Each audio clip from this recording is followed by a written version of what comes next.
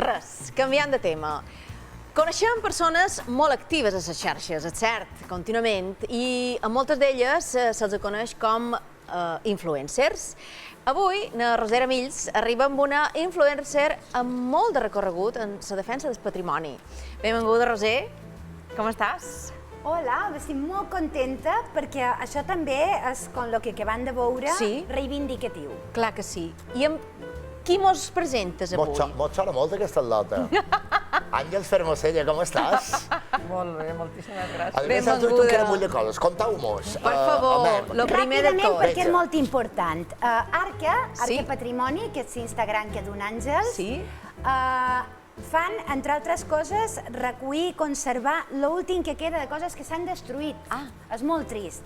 Conta-mos, Àngels, què són aquestes dues. Bé, en primer lloc, moltíssimes gràcies per haver-nos convidat, moltíssimes gràcies, Roser, enhorabona per aquesta secció i per aquest programa. Ens vàreu dir que havíem de dur com 3 elements simbòlics, 3 objectes, i vàrem decidir triar aquests. Un d'ells és una resta del pont del tren original.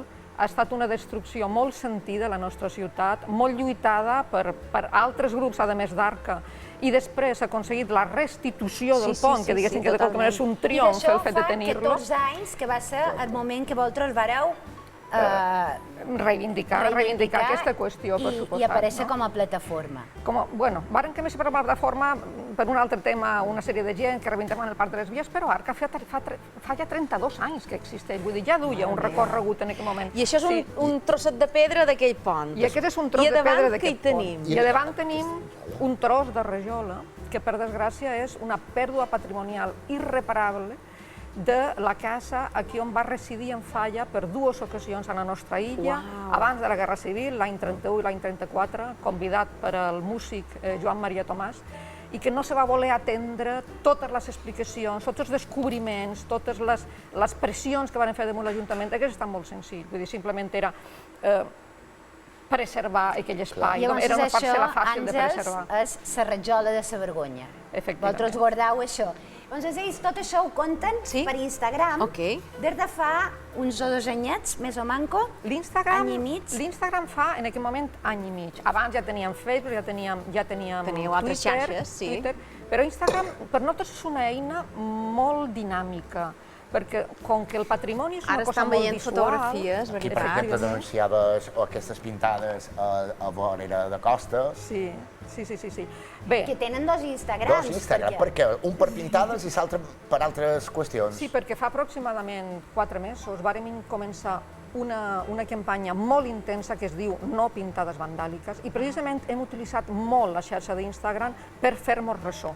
Teniu en compte que cada dia, durant 3 mesos, tots els polítics dels quals nosaltres tenim els telèfons rebien en el seu mòbil personal una foto nostra amb un comentari. Éreu la seva xarxa social preferida. Sí, no ens teníem molta de... Però hem aconseguit un fet primordial, i és que l'Ajuntament de Palma ha pres nota de la nostra advertència i s'ha cregut, diguéssim, la urgència d'aquest tema. Palma no pot continuar sent víctima del vandalisme que destrueix la imatge de la nostra ciutat. Totalment. Nosaltres ens sentim reconeguts a la nostra ciutat i ara no la reconeixem quan passegem per ella. Hi ha una cosa també important. Jo m'agrada també la part positiva. La part positiva és que la gent a través de les xarxes pot consultar, conèixer i denunciar coses que passen en el patrimoni. I advertir-nos. L'avantatge per jo d'Instagram és que et permet 2 coses, posar foto i posar comentari, breu, perquè si no... Però també una cosa, que pots posar fotos positives i també pots posar fotos crítiques. Llavors és una eina per Arca imprescindible. A Arca tenim un lema, que és qui coneix, estima, i qui estima demana la protecció. Mos quedam amb això. Mos quedam amb aquesta frase.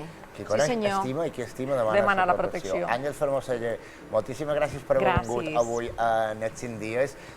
Jo te robaria aquest tros de pedra del pont del tren, perquè per mi també és una vertadera joia, i no parlem d'aquesta rajola de la casa d'en Falla. Àngels, moltíssimes gràcies, Roser. Roser, gràcies per dur-nos en Àngels. Un plaer. Gràcies a les dues. Fins la setmana que ve. Vitori, continuem amb més coses.